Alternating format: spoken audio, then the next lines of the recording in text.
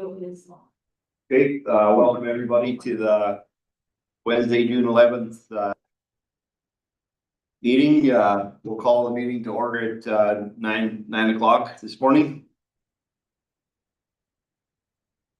Thank everybody for coming.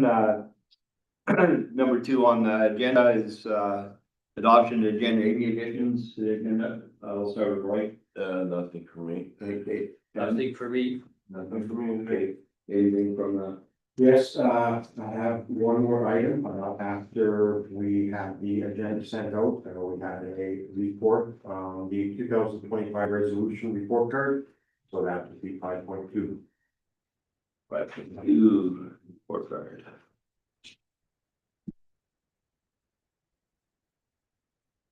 Okay, any more? Maybe we can get a motion to. Excuse me, get a motion to put agenda, please. I moved the Lamont County Agricultural Service Board adopt the June 11th, 2025 Agricultural Service Board agenda as amended. Okay, thanks, Roy. All in favor? Okay, carried. Okay, number 3, adoption of the previous minutes. You guys had a chance to go over the minutes and stuff, find anything? Any changing? No. Okay, we get Move that the one guy here. The age of like. 2030. That's pretty good. okay, thank you, Roy, all in favor? Carried. Number 4, follow-up action plan, 4.1. Page 7. Okay, so the livestock emergency, plan, that's still ongoing, I am working with the emergency services. To get this thing throughout the service and not get started. I've been making some of the administrative changes, but some of the criteria in there is out of my expertise, so. This very well could eventually come forward to the 2026 budget as well. If we can do it internally, there very well may be a request of council to contract it out. The current plan in 2017, that's what we did. Our emergency coordinator at the time and our assistant fieldman at the time, they ended up getting a grant. That's something that we very well may consider as well. Rainbow 164 north of 582. We are coordinating to get that thing grass seeded. Some spring has been down there to eliminate some of the vegetation. And once we do some of the grass seeding for pit reclamation, then we're just gonna go up there and seed that as well. The KSB open house barbecue that took place last Thursday, that is complete. I think it was very successful. We did change it up a bit. We moved obviously, we did barbecue just on the outside of the barns. And some of that was so that the board can interact with the public, but at the same time, be able to answer any questions that were necessary. The Alberta Agriculture Hall of Fame nomination, I did talk to Mr. Jolak, and he's very honored to be able to be the nominated individual from Lamont County. He did come in and pay me a visit, but we still don't have the forms. So as soon as the forms do come to us, I will be sitting down with him. And then the weed pest inspector appointment, that did come to council, and council made a motion. And then our May 14th meeting got council, and we are here now in June.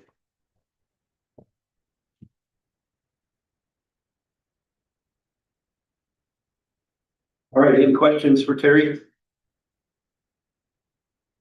I'm gonna comment on barbecue. Thanks, guys, for all the work you did for it. Getting lots of good reviews. The lady who stopped in yesterday, and her son went. She was just she really enjoyed it. Said it was a good visit and good food, and she said, really happy that, I reminded to come, so and I'm getting lots of people saying the same. You guys did a good job and they really liked the burgers and, cinnamon buns and stuff and. I had one, the information, I felt sorry for the guy because people came more to visit than to hear. But as far as having this for the neighbors to get together and visit, it worked out excellent. Yeah. One, thank you very much for those kind words. The one concern that I heard from a couple of individuals. Was they didn't hear Darcy very well. The ones that did pay attention, they moved closer to him. Yeah. One of the things that the three of us are also looking at doing is purchasing a better PA system. Some that can transmit the presentation better. Especially Amanda and I are talking like, eventually we want to get into more of the showcase and more of the field days, so we're gonna need one anyway. So we're gonna start doing some shopping and if it's money in 25, we might purchase it, or we just might wait till 26. The other concern, and it's not a big concern, is I know that there's individuals that are outside of our regime, out of our area that came and partake in some of the food, and not a big deal, I like to deal with it. Yeah, that's fine. It's, Like I said, that guy, we should have had to set him aside in the corner who wanted to hear him go over there. And then, which they did after being closer to him. the only concern that I heard, and that's from my division, and I think from Roy's division too. We had poor participation in it. And that's because everything, they asked, why is everything in Lamont? Well, maybe you'll have to Everything in Lamont. change it up, but I did send to a lot of people the picture of the bolster, all the guys in my phone, the Yarmies and all the. That Yeah. North and. No, that's fine. Yeah. But at one time it used to be. What you call the width around the county. And that's a concern that. If this is something that the board wants to do, to let us know what venue we want, where you want it, and we can coordinate it, right? Well, and which I brought this up to Mark and Donnelly. Oh, well, for the Yeah. planning of the next, Yeah. for next year's, yeah, definitely. So, But I think there was what, maybe two from Division One, and I don't know what it was from Andrew. Yeah, not very good. No. One for sure. Yeah. Yeah. all right, any more, questions on anything else that Terry presented to us? Well, but other than that, the Grove City's did a perfect job. Yeah. And, Yeah. really good. Yeah, excellent. Yeah. All right, do we get a vote 4.1, please? For, Make a motion that the Lamont County Agricultural Board accept the fall action plan or action list as information. okay, thanks, Aaron, all in favor? Carried, thank you. All right, new business, 5.1, 2013 International Sprayer Truck Dispersal, Mosel. So we're working on our 2026 budget deliberations. The budget meetings are scheduled for August. Kind of going through what we need, the needs assessment, and what we really don't need.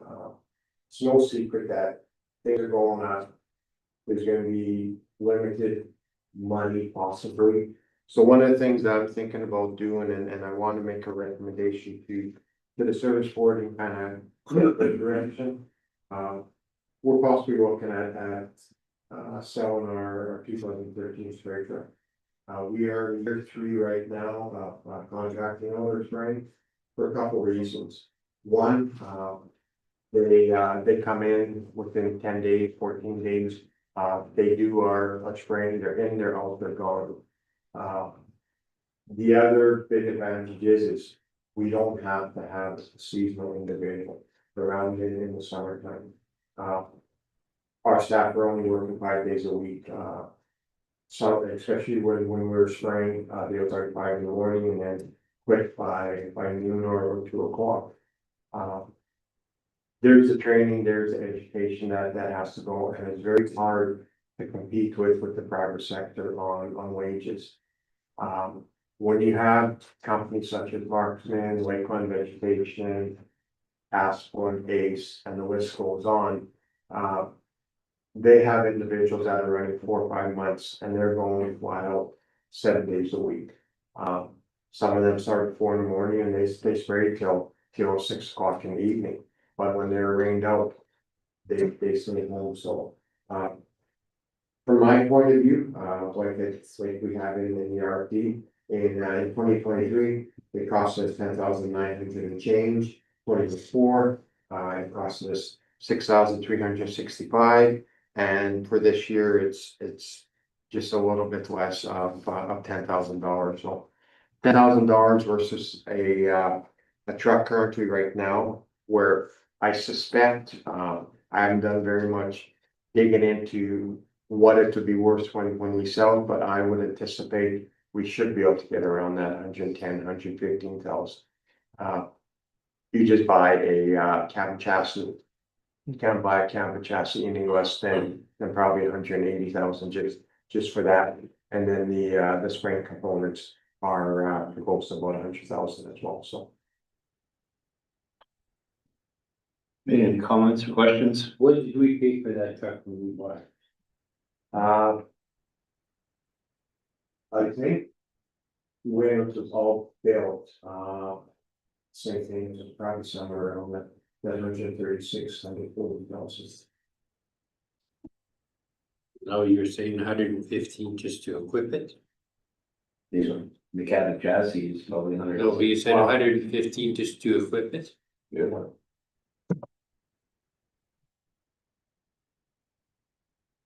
Like I know when Amanda and I were at, the last couple of years, when we were at the, ASC conference, and I was talking to a couple of the contractors that were there, just kind of baiting them a bit, and they said if we ever consider selling that truck, quite a few of them would be interested. And even when Marksman stopped last week to pick up some herbicide, we kind of baited them, and they took some pictures in there. They would be serious as well, so. But like they say, cash is king.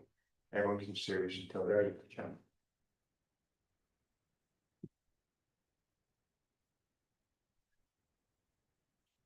I agree with this custom spray. You know, in the past, we had problems with ratepayers that were complaining about this, the way we sprayed. The last few years have been pretty quiet on complaints. Yeah, nothing, yeah. And they go for the morning, they're out there, they're gone and done, and Majority of people don't even know that it was sprayed. well, and they don't sit on the road, have lunch, they come to spray, come to work, and they're here and they're gone, people didn't even see them. Yeah, I think contracting it out works good. Yes. We're not looking at getting rid of our mower that has the one pass. There's a place for both, but the efficacy from contract, we feel is definitely working. Right, any more questions on or comments? Okay, someone make a motion, please. Yeah, I move that Vermont County Council, Vermont County Ag Service Board recommend to Vermont County Council to dispose of 2013 International spray truck during the 2026 budget deliberations. Okay, all in favor? Okay, carried. Before we go to 5.2, I'd like to welcome Dillis. Sorry, I see you come in, I meant to do it, so thanks for coming to the meeting and joining us. With that, we'll carry on to 5.2, the report card. So beginning of June, Linda Hanfwick is the executive secretary for NSBPC. We sent out the report card to the 69 municipalities, and they need a report June 13th, so. We do have a meeting, so I apologize about it wasn't part of the initial agenda.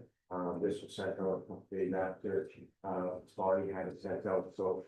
I'd like to take a little bit of time and go through to the resolutions. The whole board was with that, the January conflict that was up in South. And, the reports that have given, we've had a news to know if you feel that, they respond adequately, they responded partially or didn't respond at all or address the resolution, so. Amanda and I are both going to, tag up on this and, hopefully we can make this thing, as simple for the board as possible. So the first resolution is the drought and livestock agri stability. Yellowhead and MD Greenview, they brought forward the resolution, asking, AFSC to report back to the ASPPC committee and, make some improvements with the agri stability that was released on October 22nd. And one that will be in place on, 24th. They're finding that a lot of the previous recommendations didn't meet the needs. So when it was sent out, the response back from the ASPC is that the committee felt that the AFSC did indicate that they were working on changing that would address the concerns of the resolution, but the committee was unable to discern from AFSC's response that the changes would adequately address the concerns of the resolution.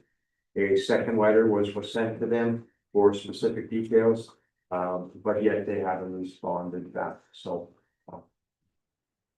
And then on the next couple pages, there's a copy of the assistant deputy minister with agriculture in Canada that's sent to her today, which is Brandon Knight. So does the board feel that they're okay with that response? Did they respond partially, or they didn't address the resolution at all?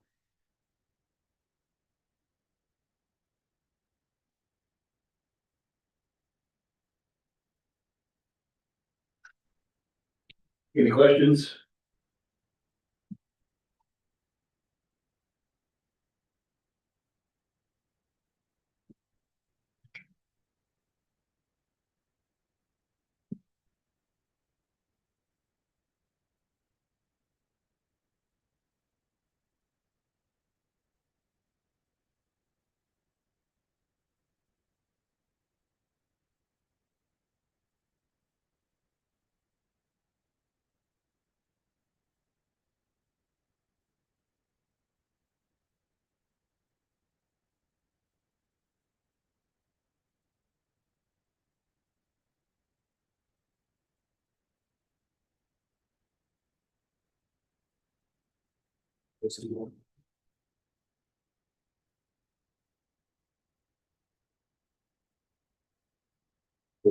Any questions, guys? No, there's comments? Okay, we got a motion on it, please. I take it as information, I don't know if they responded or not. We need to know if you feel that the response was adequate, was it partially addressed or not addressed at all? Or do we agree with what they? If we're in favor of what ASPPC is, then they adequately respond. Well, I think they responded in part. There was some of the stuff that they kind of left out.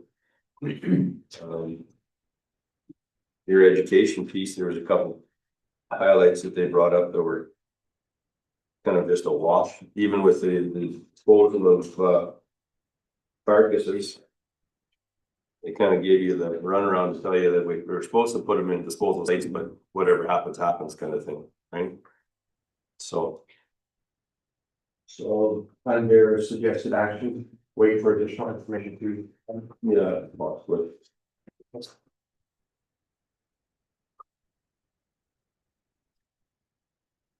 Right, Matt is gonna do next resolution 4-25, weed control and drainage. Like the weed control and, drainage canals, they were drafting a return, the areas for the drainage canal firm, but the. Water, that would help us with managing the noxious weeds in the areas, so the initial grade by the AFDPC was that they responded. Committee felt those responsible to rules and reasons for the regulations, and cited there was allowances and exceptions on case by basis, which is true, you can apply for special use approvals for any areas. They thought it was responded.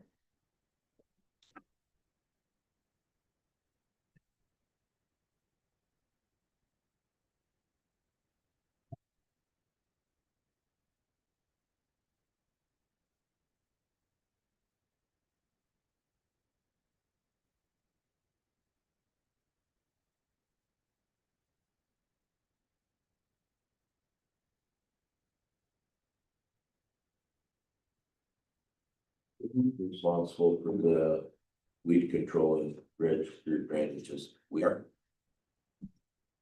It's a gray area. We are responsible up to Bend Shore. From Bend Shore, it's about the Pocahontas. I'm thinking like Eight Creek. So A Creek. Any weed control that we have to do, we have to, and we have the last 5 years, applied for special use approval. We are only allowed to spray up to 15% of weed species. That's why we have a lot here.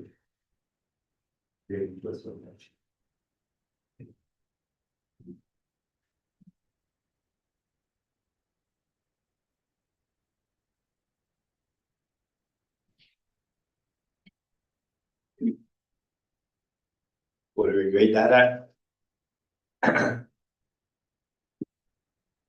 They responded, oh, Yeah, they, Responded? yeah. All right.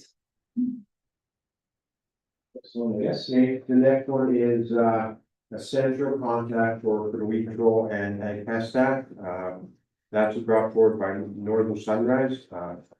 They felt that when there was weed and pest issues, there was no process in place on who to contact. Some of it also goes back to simplifying the red tape so that we had a means of from communication. So the response from ASBPC was that the resolution caused the various ministries and in fact the departments to evaluate how they work together and how accessible they are to people outside the ministry. They weren't unable, while they are unable to completely change it the way that it was structured and it was being asked, they did produce a triage document. So that if you had any concerns, that's who you contact. So a couple pages down, you're gonna see that if it's an item under the Ag Pest Act, if it is, yes, you contact Gaia. If it's not, if it's a prohibited aquatic species, then you get a hold of Nicole Kimmel with their contact. If it's still not being addressed and if it pertains to terrestrial invasive plants, which is on vacant public lands, the provincial specialist is Natasha Venus, and then she has her three coordinators, one from the north region, one from the central, and then one from the south. So that aspect they have, and then on the next page, they also created a cheat sheet with ADR, and then Alberta Transportation's contact, and then their symmetry to what I just made note of. But they also expanded a little further so that if you had stuff that that not being addressed, on the rats or other related ag pests, you get a hold of Karen. If you have, Karen Wickerson, if you have issues with wild boars and other related ag pests, you get a hold of Hannah McKenzie. And then the list goes down, Doug Colley, Terry and, Kohler Monroe, and then the AFP programs, Alan with Dillis as our rep, and then, the pesticide use, we have Tanya Rushko. Anything to do with entomologists, we got Mike Underschultz, and then wildlife disease, Mark Ball, and then if we have any fish issues, Abiel Powell. So they definitely did step up. We do have, the cheat sheets, so, from AFPPC, some of it got addressed through, EPA. The letter that came from Ministry of Environment and Pet Areas, Minister Schultz did make note that, they did have a cheat sheet. And same thing with regards to the response from Alberta Health and Irrigation. They referenced the geo trail, so.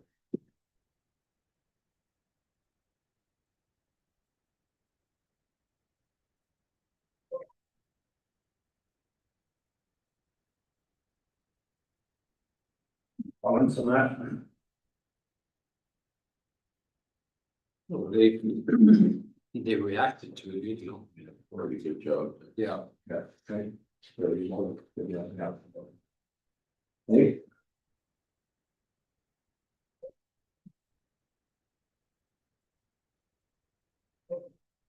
Yeah. Next one. Resolution 625, rural vet student support, so this isn't a new one, but administrative jobs, economy, trade, and student application. Create a complementary program, in Northern Alberta Development Program veterinary bursary, to make bursary funds successful veterinary screenings, working mixed in Montana vet clinics throughout rural Alberta. So the ASBPC gave them, they responded in part. They believe there's some inaccuracies in the response to this from the Alberta Advanced Education. That administration of these initiatives was proposed to the ASB Board Provincial Committee and RMA. They did not pursue the opportunity. The committee did meet with the chief provincial vet and was in agreement with the creation of the program and the SCAP, but was not asked nor were we able to administer. So RMA does not have a mandate to administer the initiatives like this. The response clearly restates the situation and the work that has been done. It is in progress, but it's not talk about expanding the bursary program to be across the province, so it's not a complete response.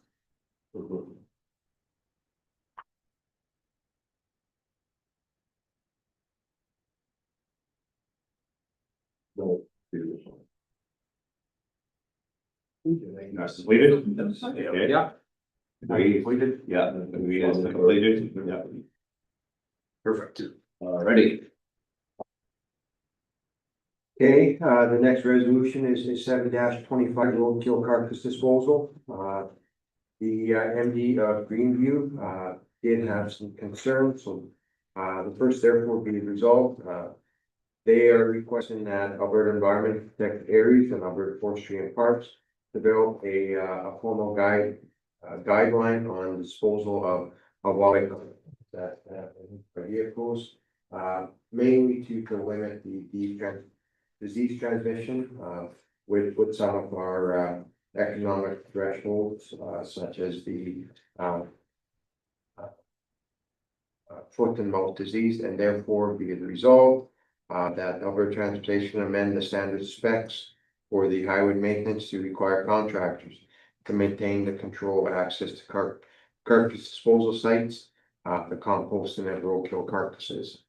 The AFPPC felt that the current policy regulation that are being used are designed specifically for the ag producers disposing of their own and managed, and they feel the committee is concerned that the guidelines may not adequately address the situation where the wildlife killed in accidents, since there is no owner of that, and those animals as well could be disease carriers. And these disease animals Our norm would be put in collection sites, above ground and, you can have your scavengers and the scavenger strip could be disease carriers as well. They also felt there's no indication in the response received that the staff handling the roadkill or testing the carcasses for diseases or managing disposal in a way to prevent the spread. Maybe especially now with chronic wasting disease, tuberculosis, the avian influenza and the foot and mouth disease. It is starting to be quite a concern. And they're also asking that the ASBs report the incidents of concerns to upper transportation. AGI, Alberta Agriculture Irrigation, they're saying that the scavenging or natural disposal as termed in the disposal of dead animals is not a approved method of disposal for dead livestock in a situation like this, very similar to what ASPCA said.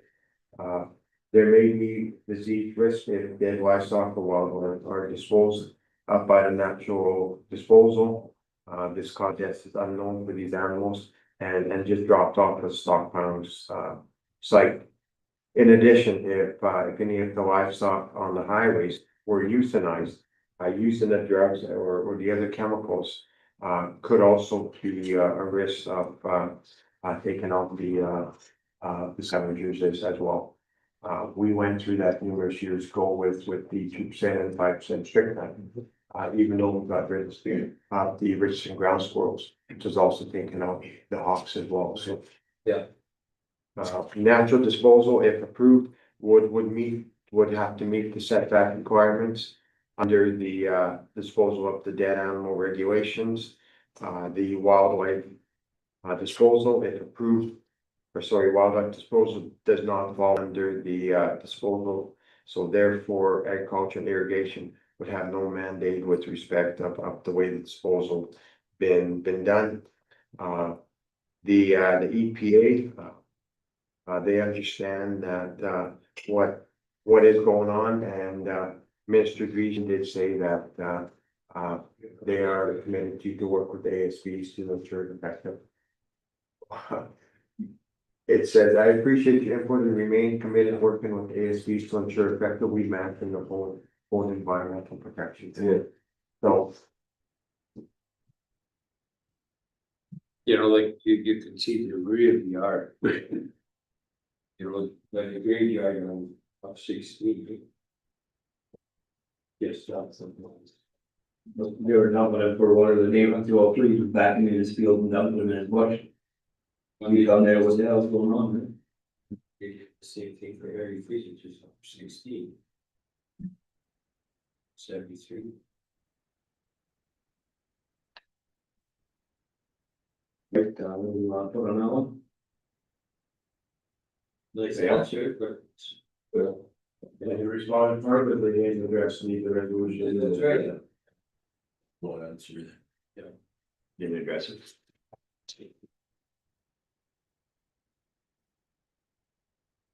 Is there any suggested actions or any comments you want us to put in? You're gonna see. Dig a hole and bury it. You know, well, what are you gonna do? Well, you know, as it's stated in here, there is a management plan, but it's mainly for you as a producer on how to manage it. Are you anticipating or are you recommending that they develop a plan on how to dispose of carcasses? Yeah. Are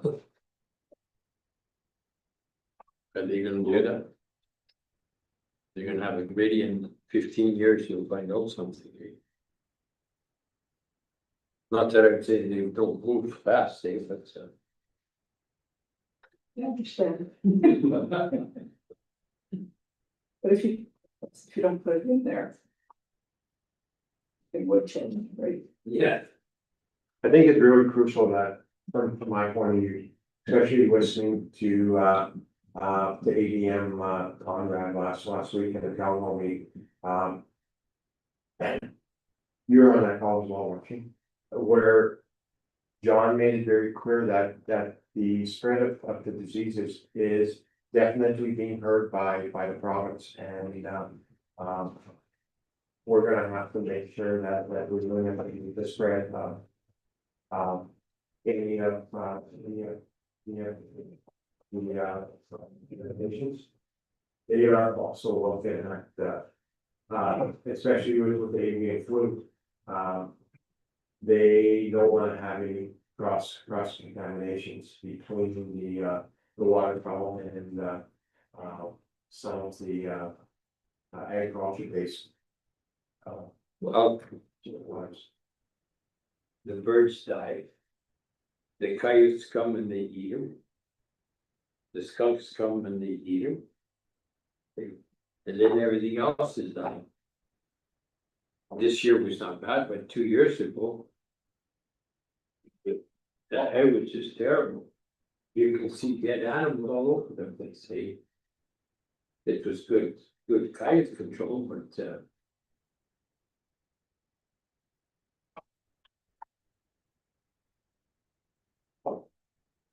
so that's not the spread of disease.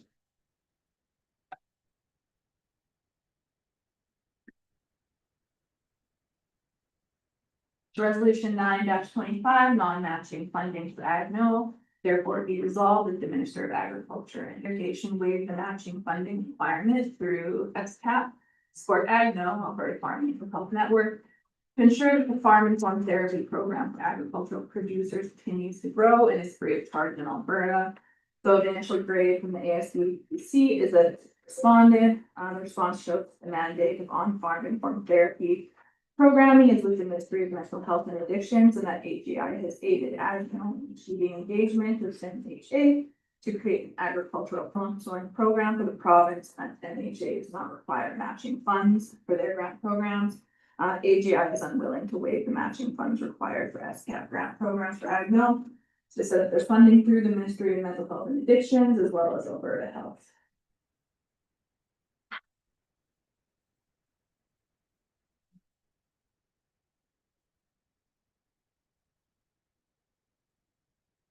They just push it off to another ministry.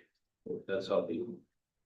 Well, even currently right now, we have FCSS, they have funding as well to deal with the with mental health. Pretty much the response is that they very well can't waive the matching contribution. Because they are getting the money through the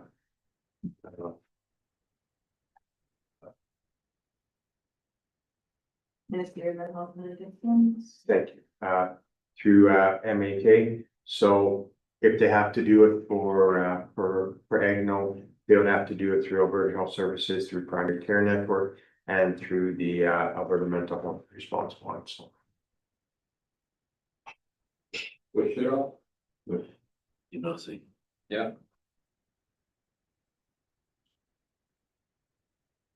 What do we think? Did they respond in parts? No, birds, though, it is.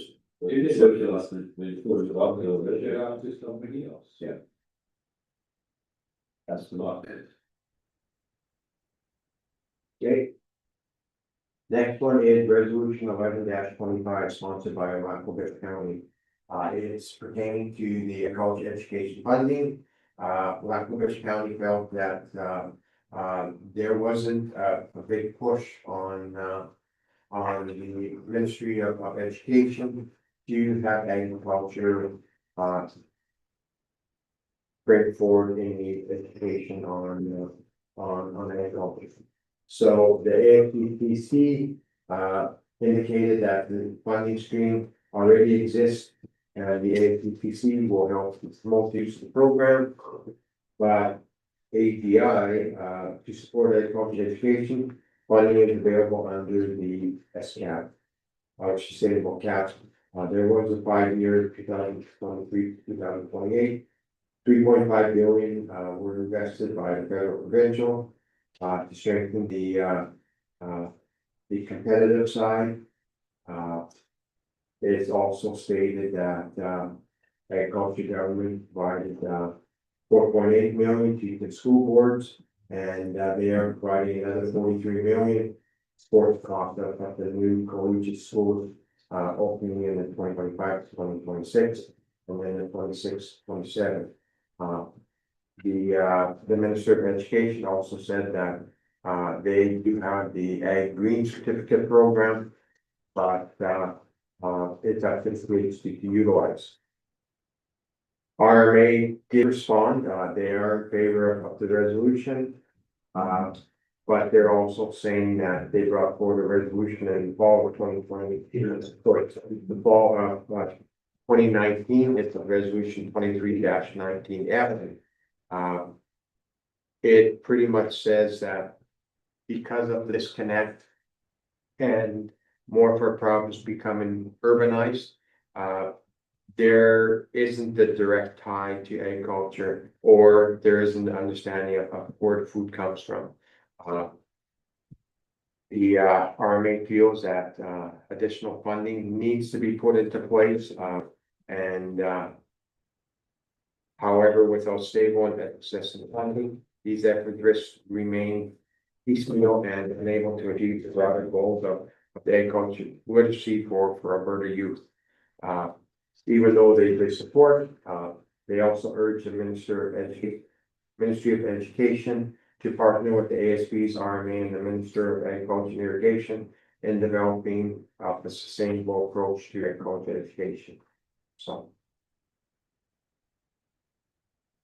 this is one of these resolutions that obviously it was brought forward through RMA and also through the ASB. So.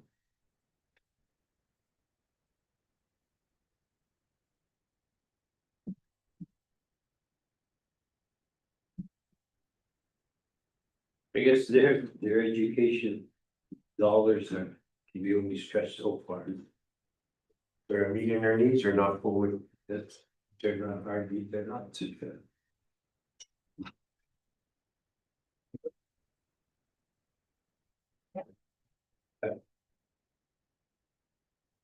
Education taxes already.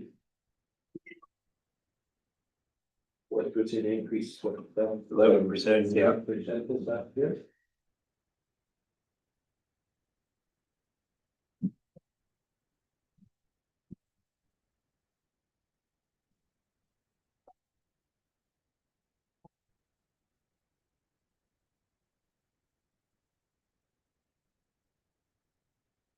Resolution 1225, charitable gaming policies handbook. For the Alberta Gaming Liquor and Cannabis Commission to amend the charitable gaming policy handbook. For rural nonprofit organizations and that societies are allowed to build reserves and generate revenues once again without affecting their ability to use the gaming proceeds. The initial grade from the ASBPC is that there was no response. Shortly after the resolution request, the response was delivered, the province released a press release shown here to address the concerns of the resolution. However, no response was received from red tape production. There was Alberta. Since it was clear the province was clearly already working on concerns prior to the ASB resolution. In the spirit of red tape reduction, it was felt there was no need to follow up to get a specific response when the media release was sufficient.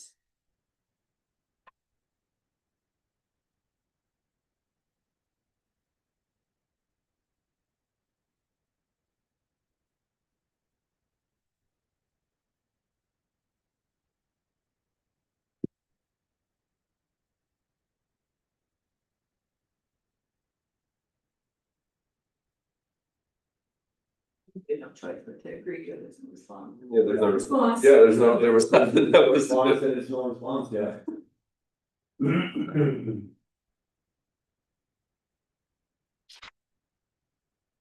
Press releases So it was, but there was Yeah. no response to it, it's just.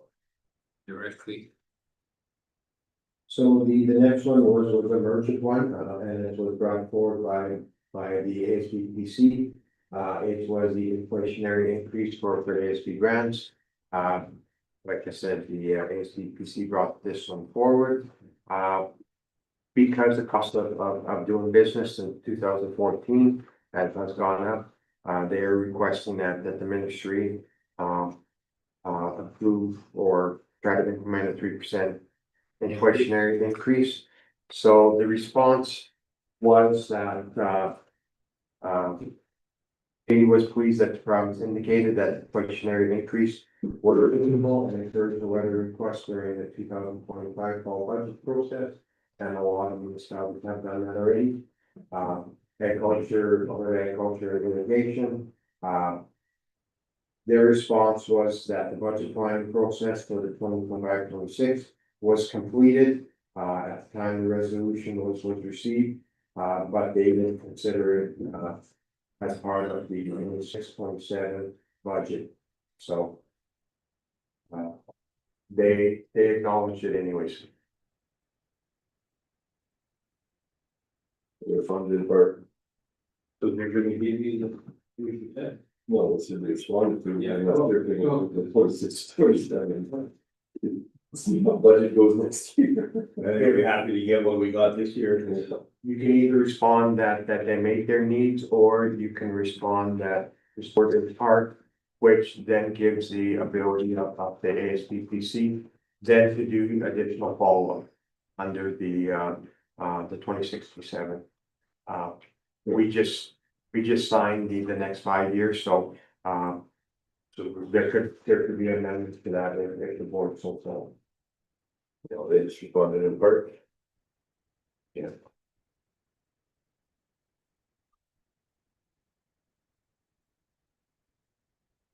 At the end of the report card. Remember those comments? Roy could be doing better.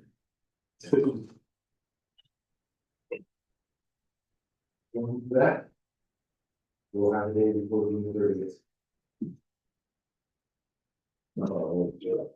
Okay, the motion up and on, That we accept the recommendations as provided to the administration.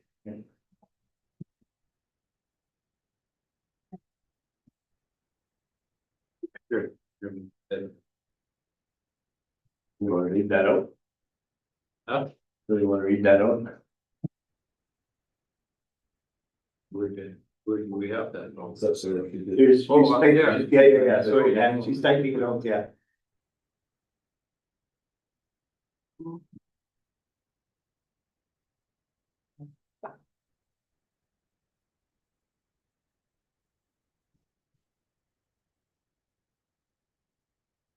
Okay, that's the Vermont County Agricultural Service Board, accept the 2025 resolution report. The recommendations as provided.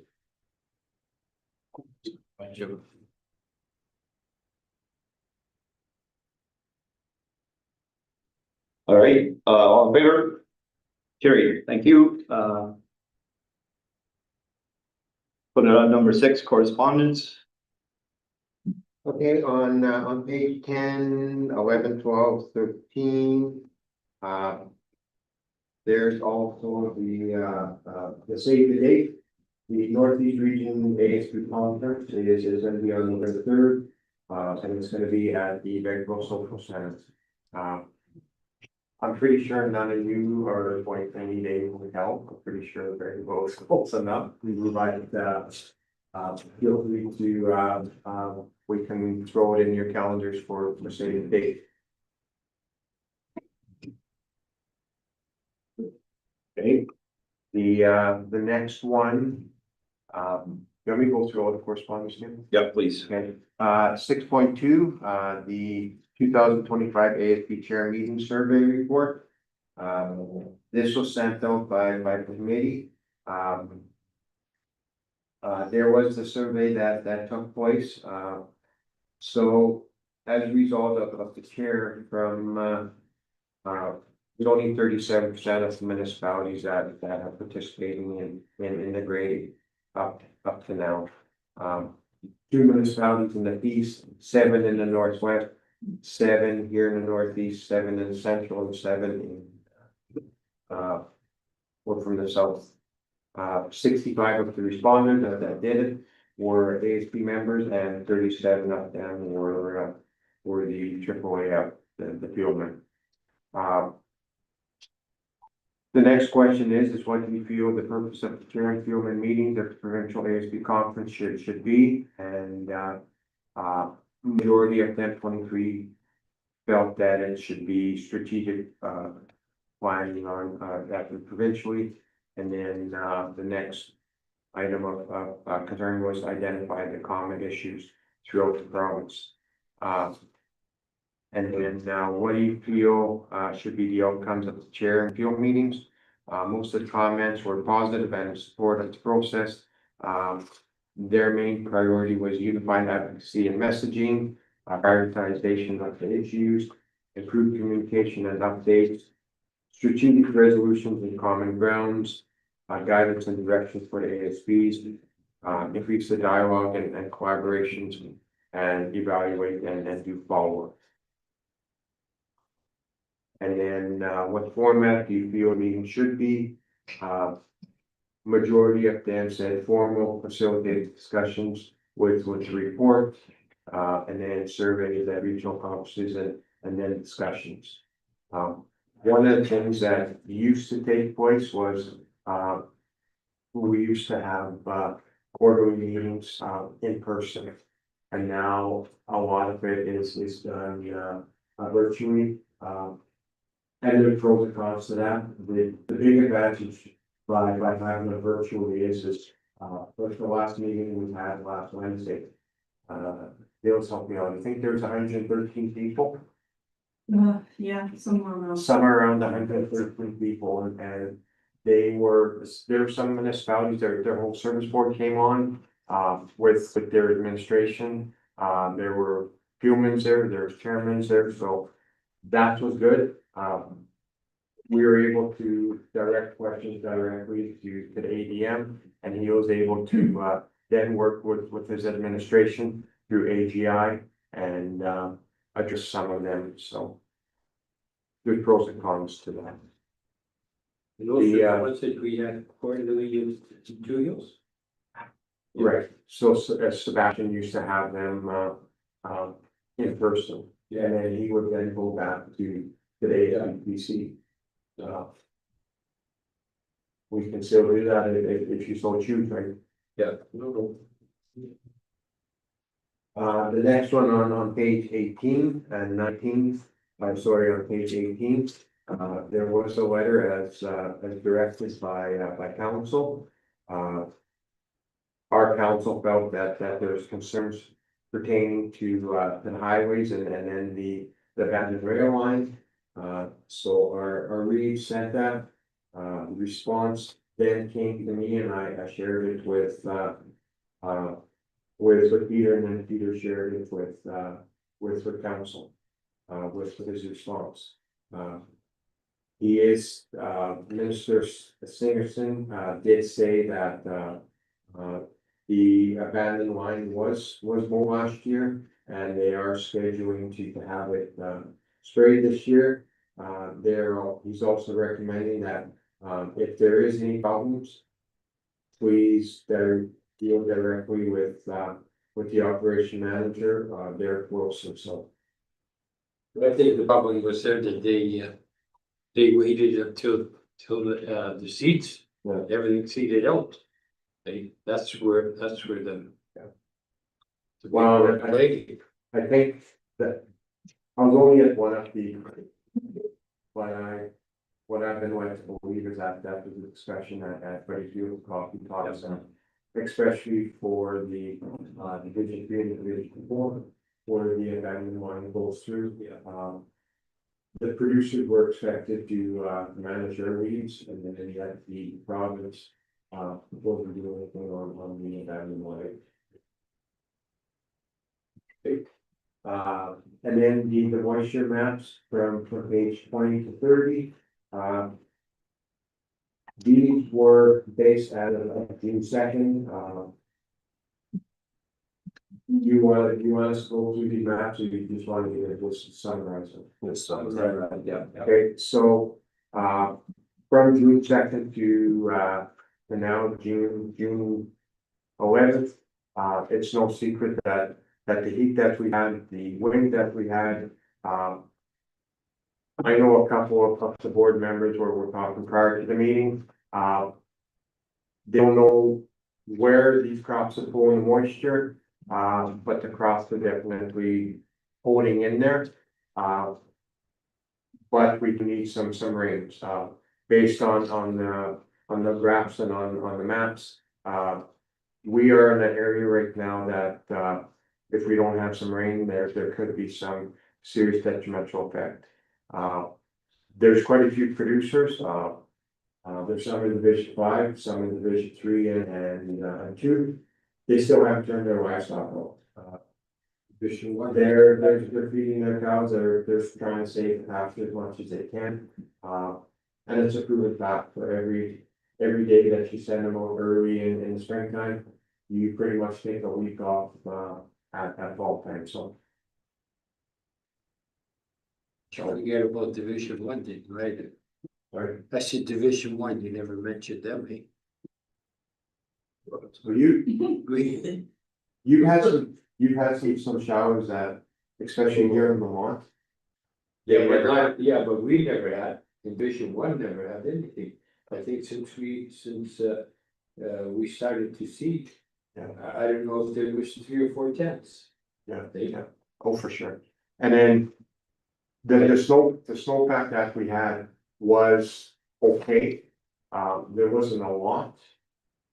But then when the heat did come, it was all gone, right? Well, I see now that, we can't turn our cows off with the pasture. There's nothing there. And if you turn them off now, anything that there is will never come back. Yeah. Even the hay. Grass is 8 inches tall, it's heading out. A lot, yeah, well, the drones are headed out already, and we're not out of the woodwork, but, a 2-3 a week rain would definitely, allow stuff to, Yes. The way it's looking now, it's gonna be a straw shortage too, cause the crops are gonna be short. Some of that also goes back to the management. Over the last numerous years, a lot of the pastures have been overgrazed, and the reserve just wasn't there, so it's a combination of both aspects.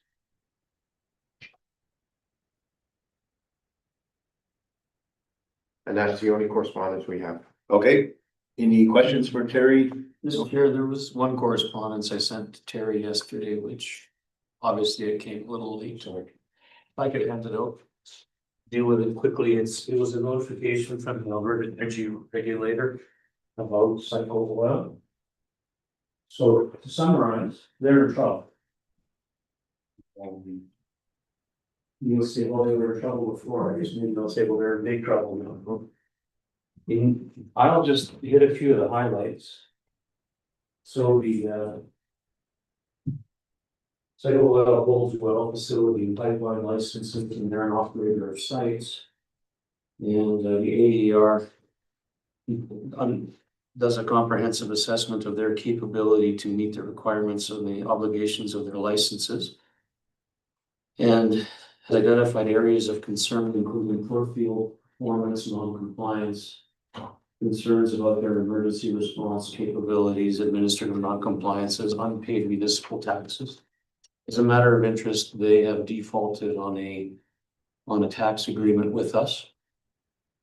They include a high percentage of inactive wells, about 55%. They've not paid security deposits. They've missed initial deadlines to achieve compliance. The AER has met with them. They found that they are not a member of the Registered Spill Society, which is a requirement. Their field inspections score only 29%, where the industry average is 75%. They have not completed surface abandonment on a number of wells, leaving equipment and tanks and other things in place. They've been ordered to remove that equipment. They've been ordered to improve their emergency response.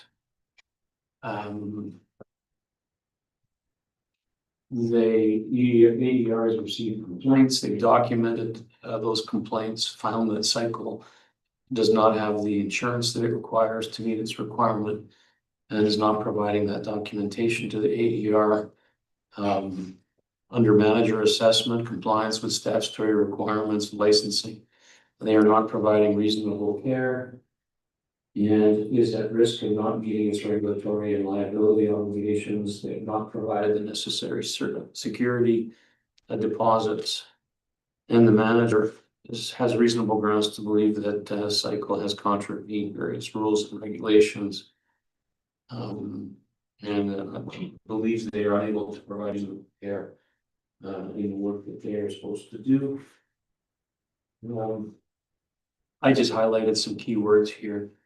So therefore, on page 4, they've been ordered to remove all service equipment to address all outstanding known deficiencies, provide documentation of membership in the Spill Society, post the security deposit, bring their wells into compliance. They must abandon mineral lease expired wells.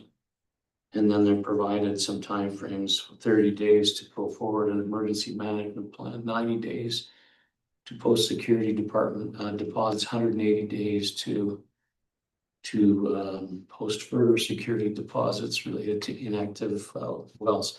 Anyway, long and the short of it is they're in trouble.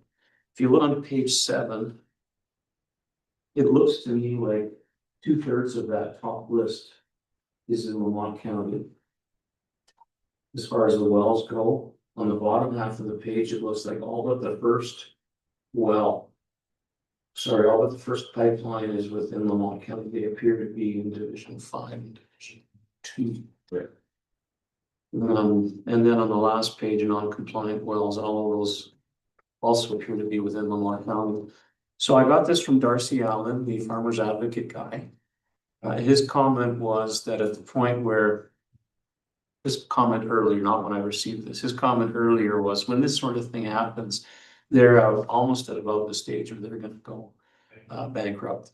And at that point, Portwell, generally speaking, I believe takes over the assets and yeah, so farmers they're speaking with who have these guys on their property should start preparing to collect their outstanding leases, as well as to start getting ready for submitting their paperwork, and Darcy Allen was the guy. So I thought I'd share this with you rather than bring it to the council. It's pretty complex, time consuming, so I thought I would give it to you quickly. The one location in Division 5 and everything else is in Division 2, so. Maybe that's some work before your division there. Yeah.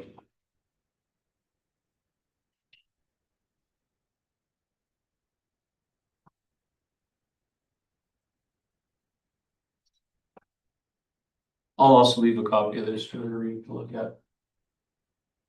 All right, any questions? Okay, can we get a motion on for number 6 there at the bottom for the correspondence and information, please? Just under 6.5, there's I move that Lamont County Agricultural Service Board accepts all correspondence as information. thanks, Roy. All in favor? Carried. Thank you. Number 7, ag fieldman assistant, ag fieldman agriculture, all that work. Okay, so we haven't had a meeting in May, so for the last 2 months, here's some of the activities that are going on. We still are doing beaver control, we're doing rapid beaver control and dam removal. The intent is to manage water without releasing it entirely. For the simple reason that might be the only water that we have. This also aligns with requests that we had from the town of Mandair.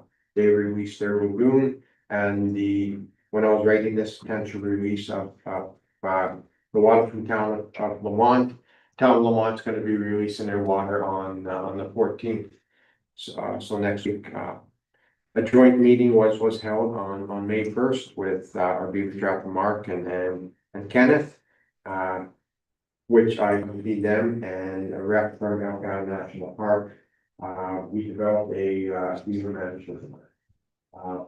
Initially, they didn't want us to do any work, because we have to sustain our population of beavers, but we made it very, very known that, one, beavers don't know boundaries. And our response to them was that we gotta protect our infrastructure. Uh, There is abundance amount of beavers in Alpine Park. There were over 530. How's that think that's what you said? The beavers only know the boundaries, right? And if they come, don't wanna be that person, but we gotta protect our roads and we have to protect our areas, so. The brushing program concluded on April 16th. Based on the winter, we did have a very good run. But we had to shut down mainly because of the Bird Sanctuary Act and our priority was to get the charcoal back in the shop, so the public works drainage crew could start implementing it for their culvert installs. The new PT 300 mulcher was an excellent replacement. Compliments to council with replacing that. The new technology is much more efficient. The 175 was being washed up and cleaned, and we took the edge equipment to have it relighted. They're going through it to make sure that anything that needs to be done is being addressed. The grass mowing program is set to begin the first week of June. The operator is in the Lamont area. He did 552 and he's doing the stuff from 515. There are 204, 203, 201. He's doing that area the last couple of days. The other one started down by Moscow Hall, and he's working from the southeast corner and he's working his way towards Mundare, and then gets us up north and then work his way towards Hilliard. And then the third one is gonna move, and we went through some of the trials of the one pass. And we found out that for one reason or another, a couple of the GPS wires got pinched, and I think when we switched tractors from one to another, when it was rerouted at the dealer, there's quite a few areas of the wire you can see that they were crushed. So I think with that tractor being utilized, and this is just my speculation, with this tractor being used in the winter time, wires in the winter, if they're pinched and from the vibration, some of them ended up cracking. We did some troubleshooting with what's the system we got? Radio system. The guy that's based out of the phone, he troubleshot it. We found out that it was a wire. The operator ran down to home yesterday, and he was back by mid-afternoon, and they're spending the time this morning putting it in, and this afternoon. Tomorrow we'll be able to move up into the Angie area. Then our seasonal staff were hired. Everyone was replaced by May 12th. This training was fully complete, and all the staff are fully in right now. I've also given you guys a couple pictures of our urban grass control individuals. They're the ones that are doing the main office, our signs, all our municipal property. The signs, South Highway 16 on 834, right on Beaver County border, brought it away. So I bring this forward because there's probably going to be a request to council to possibly look at either doing all the signs or doing it over a 2, 3, 4 year period. These signs are over 30 years old. They're rotted out. It doesn't matter if it's the posts or if it's the signs, they're rotted out. I know our civil has attended a couple meetings in the city last year. They asked where he was from. He was from Lamont County. there's individuals that have traveled from the city, going to the east, going to the north. They don't even know, that they're in Lamont County because they're not, they don't see some of our sites, some of our showcase. We also feel that with industry coming in, that very well could be a good promotion of exactly what Lamont County is there, so. I'll leave it at that, then, we tendered for the renters, of 2 municipal properties in the Division 4. That's the 2 ground pits, the Warrow and the Pessricks. One was rented as pasture, the other was rented as cropland. Same thing, April, there's one more property, and that closed on May 30th. That was the property straight east of the Pessrick pit.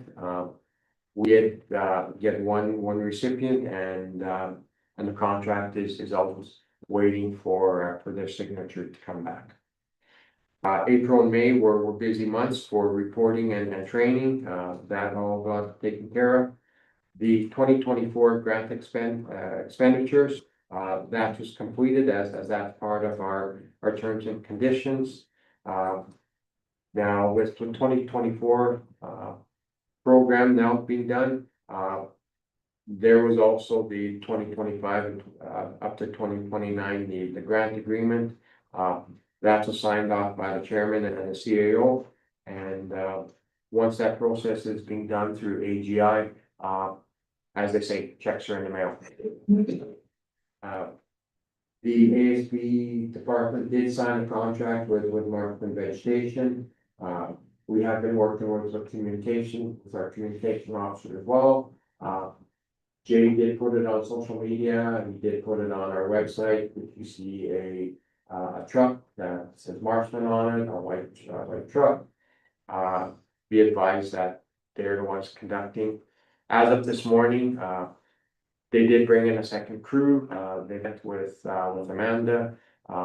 She went through the safety orientation, supplied them with another GPS unit and some more herbicides. So they're serious. They're coming in with 2 rigs and they want to get the spring done for us. So good on them and even better on us because the seeds in the respective area the noxious weeds won't go to seed. Now I am currently validated for the use of explosives until June 2030. Up to then, they wanted me to take the full course again. So with a little bit of persuasion from the province and from our explosive expert, Calgary, has been doing this for 35+ years. Some of the veterans did get grandfathered in.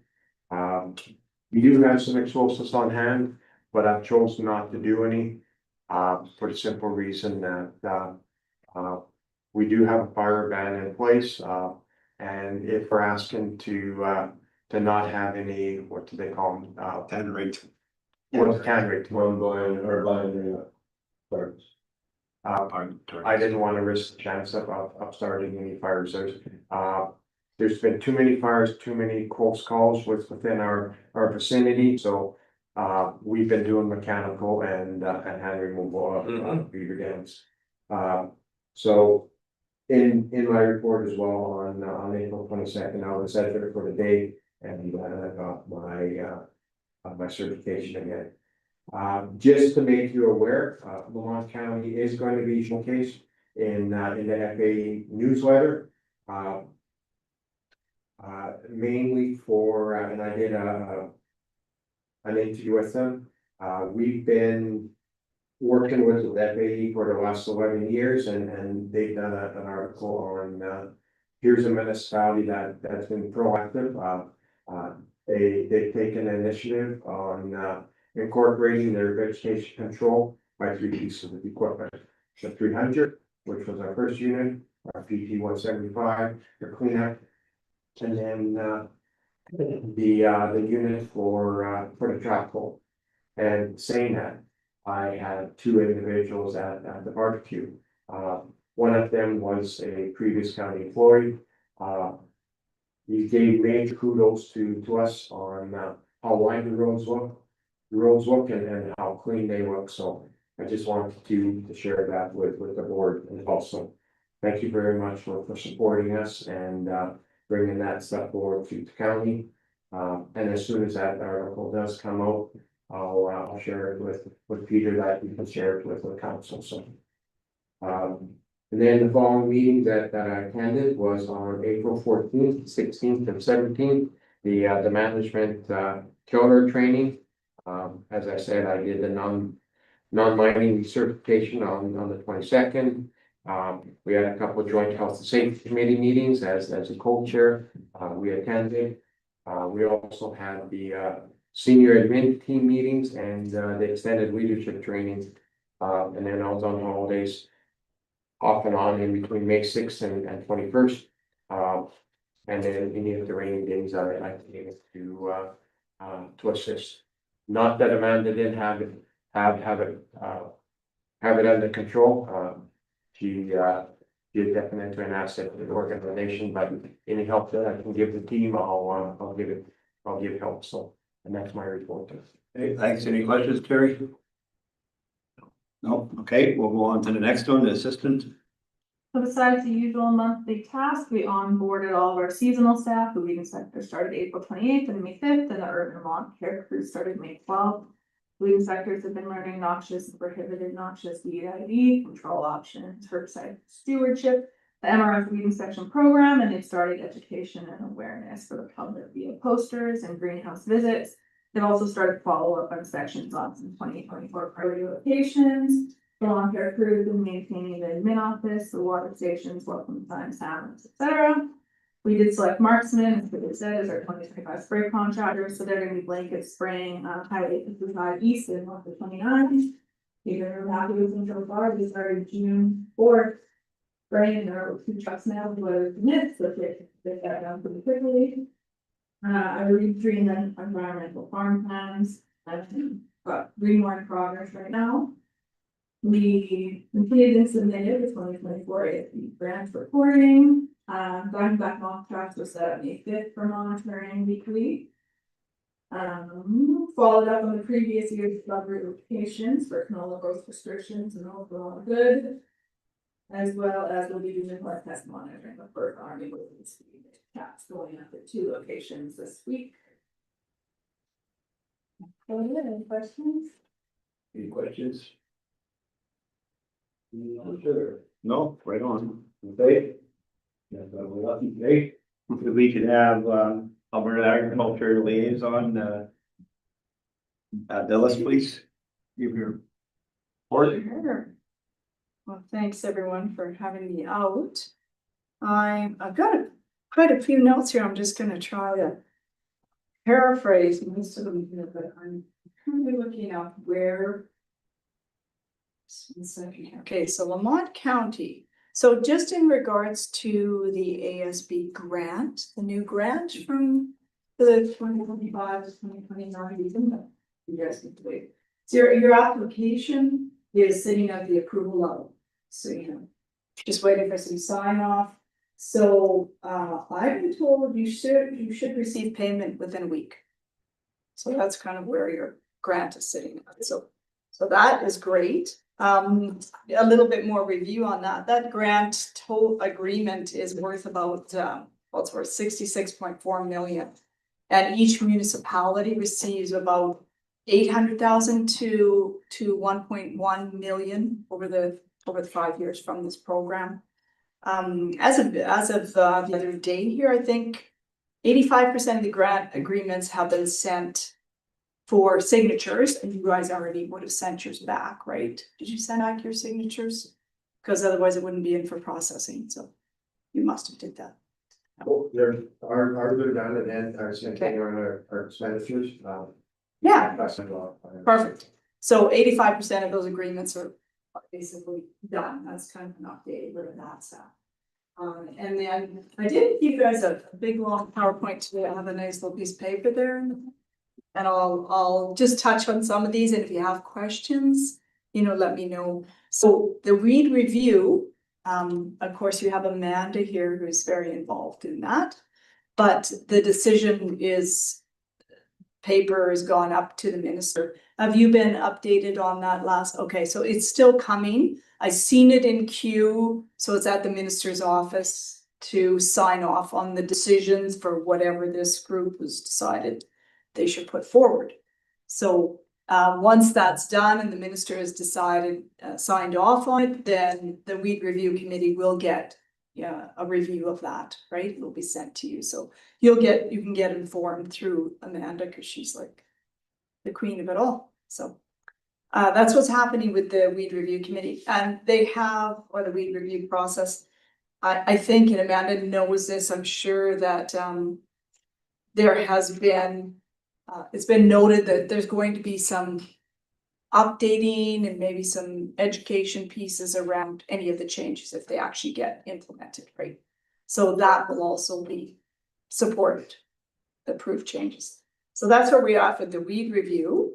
And this is just a little reminder about the Alberta Plant Health Lab, which you are all familiar with. It's so close to you, right? So just a reminder to, make sure you utilize that. I think that the Terry and Amanda were sent a fact sheet, submission form, right? So some of the services that, this is at the Crop Diagnostic Center North, right? But some of the diagnostics they do are, of course, clubber, that's the obvious one. Blackleg, bacterial leaf streak on wheat and barley. So if you're not sure, it's hard to ID. You could send that in, obviously Dutch elm disease, but any of the potato diseases, a molecular ID for noxious and prohibited. So if it looks like not We absolutely sure. utilized it 13 or 15 times last year. Excellent. In our region, I think we were one of the, Yeah, and radius, probably because we're so close. proximity is great, but people forget about it. So that's why I'm reminding everybody to utilize that so that we don't lose it. I mean, they're fantastic over there. Is that available to municipalities only, or can private farmers also? Municipalities. So your private farmers need to talk to Terry and We encourage people, if it's something we can identify, we'll take it in. for yeah, them. they could take it in. So that's a huge advantage for municipalities. Like as a retail, when I was in retail, we'd have to pay for that. When we couldn't, do it through Alberta Health Lab, we had to find private sources and it cost us money. So we tried not to do that. But as an ASB, that is a free service for you.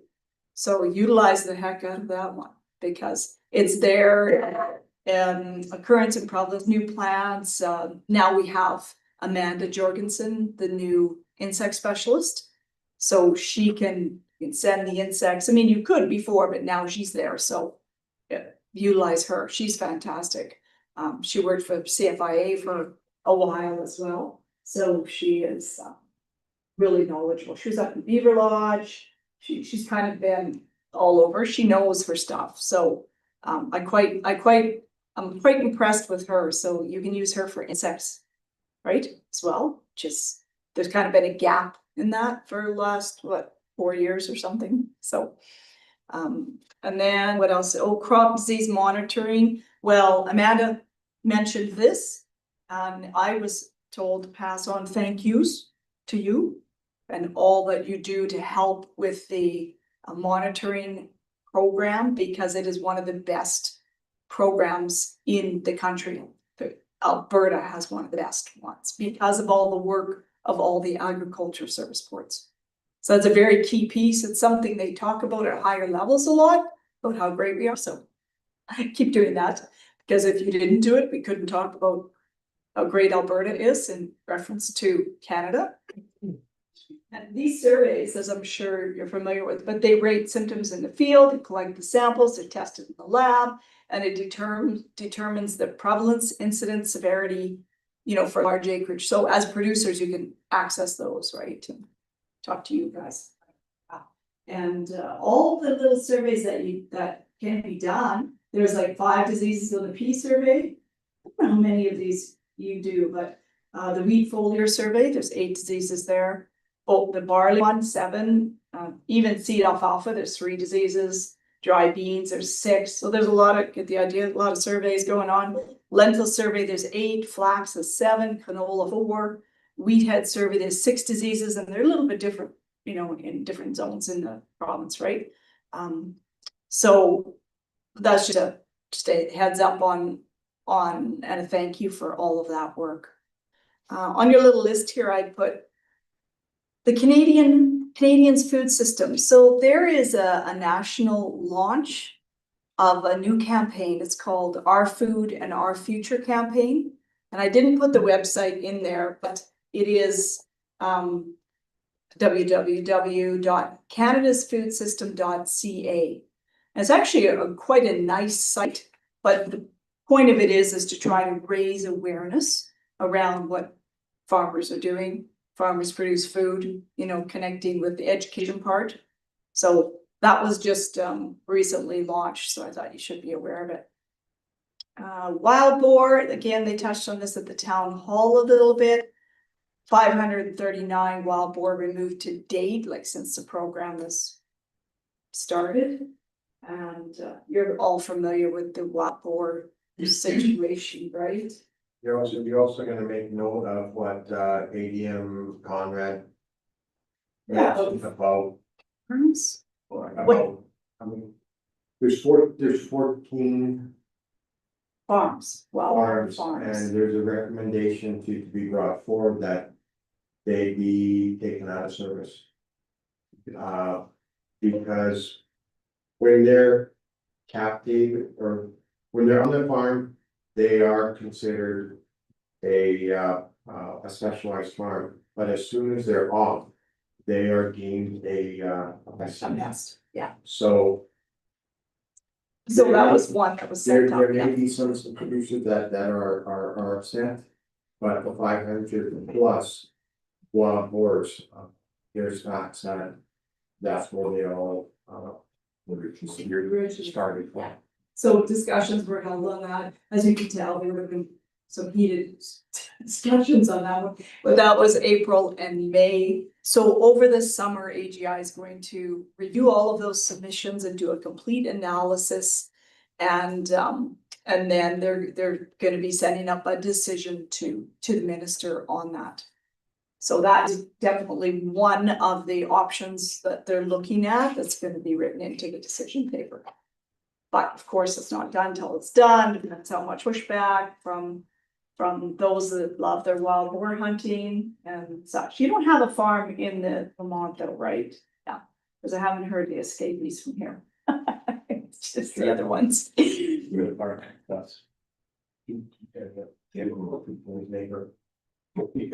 It's back on through the park toss.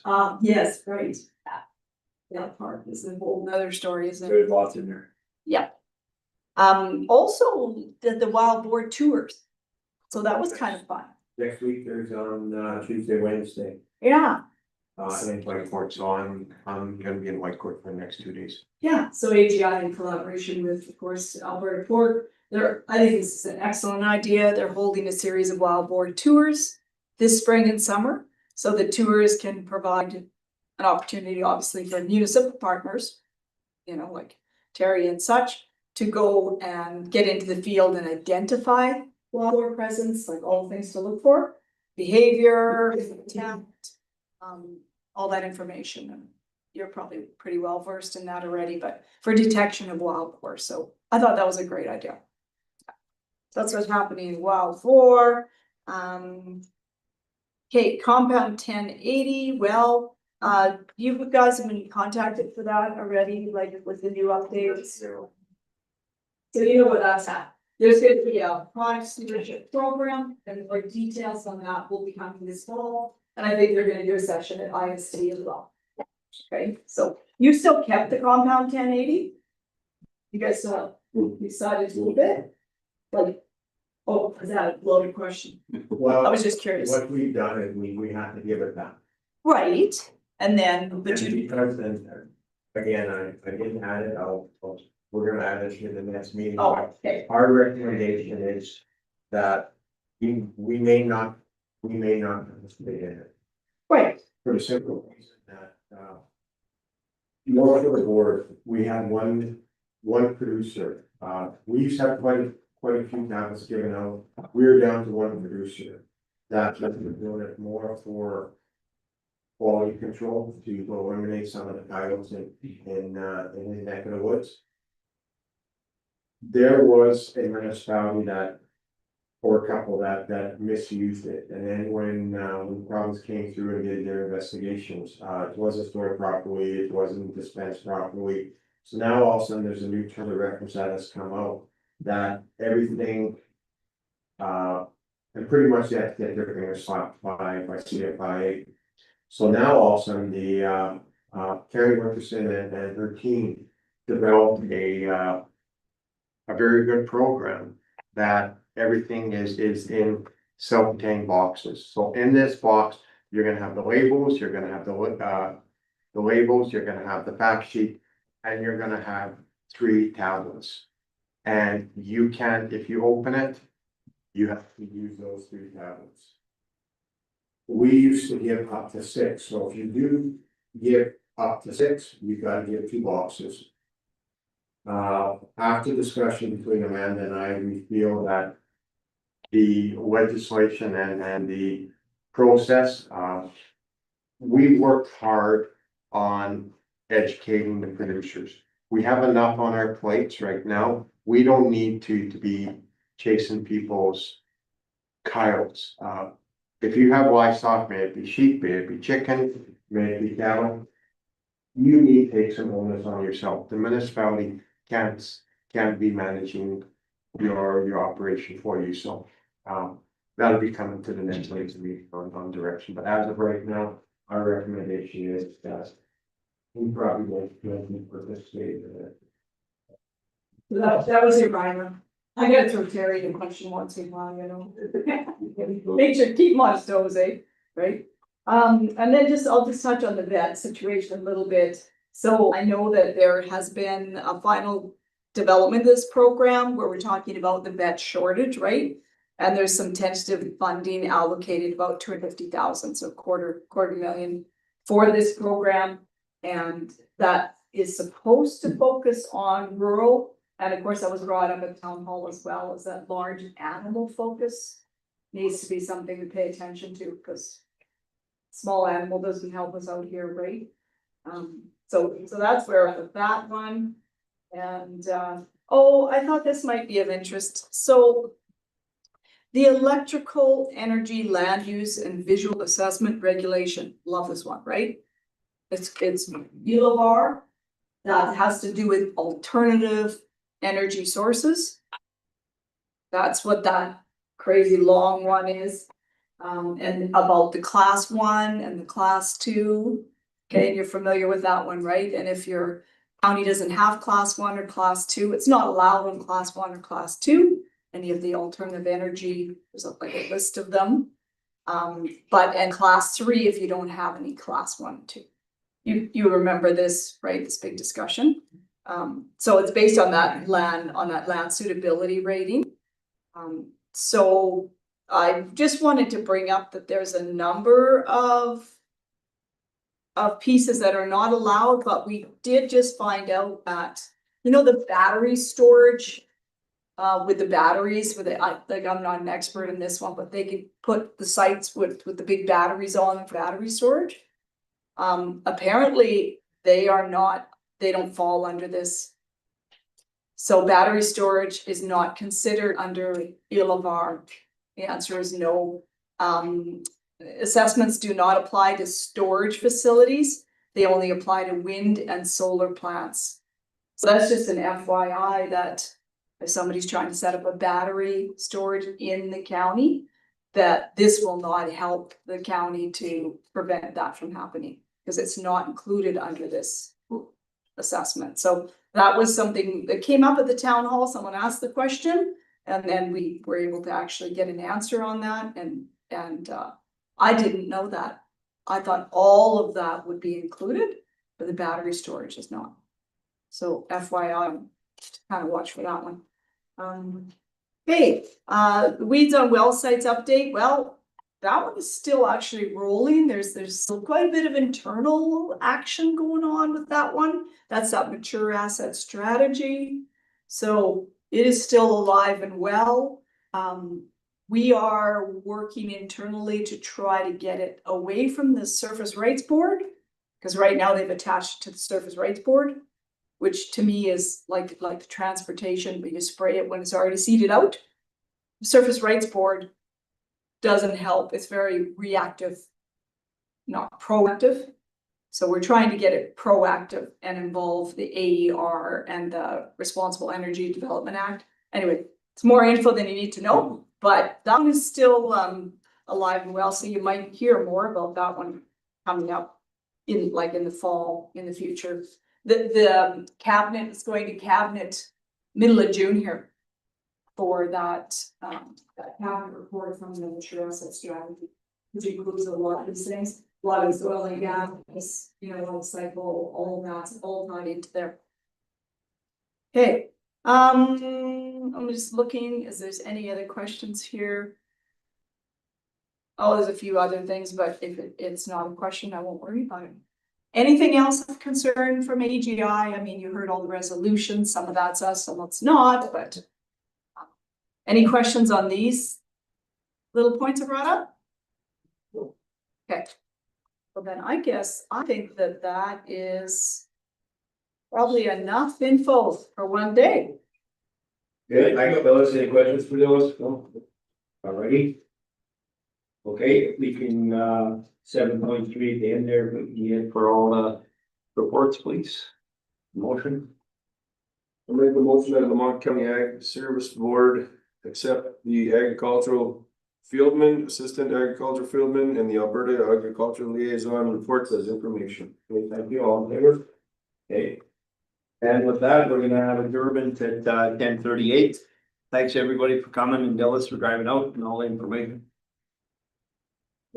Thanks, guys. You. There's some, keep going there, shoot.